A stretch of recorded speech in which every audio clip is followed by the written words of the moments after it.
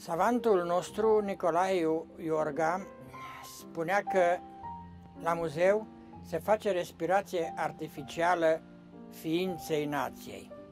De data aceasta, cu această troiță, ridicată cu ocazia centenarului Marii Uniri, chiar așa ceva s-a și întâmplat.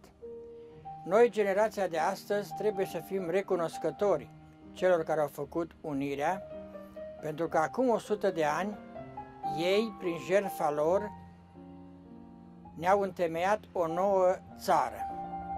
De atunci încoace, noi nu mai putem vorbi despre noi la persoana întâi singular, ci exclusiv la persoana întâi plural.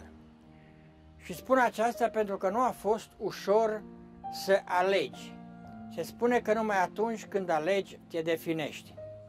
Imaginați-vă, de exemplu, că Pop Șimon din Vișeu de Sus declara sus și tare că oricine va îndrăzni să se ducă la Alba Iulia, îl va împușca cu propria lui mână, cu propriul lui pistol.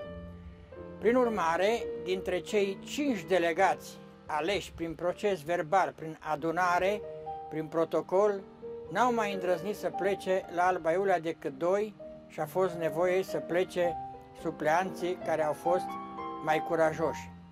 Astfel de împiedicări au fost în absolut toate localitățile Maramureșului, pentru că lumea era la o răspântie, la o cruce a destinului.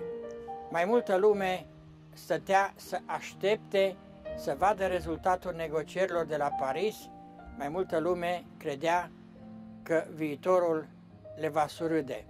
Toate naționalitățile din Maramureș, de exemplu, credeau că a venit timpul lor. Mai multe etnii și-au creat propriile state.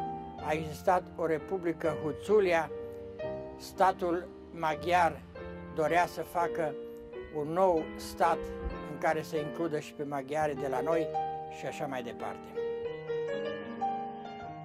Pe această troiță avem dăltuit în lemn, după 100 de ani, numele delegaților cu credențional, adică a acelora care au fost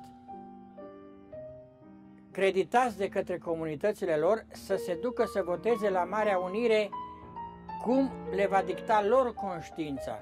Deci delegații care au mers la Alba Iulia nu au mers cu un mandat hotărât de acasă, ci ei urmau să hotărască acolo.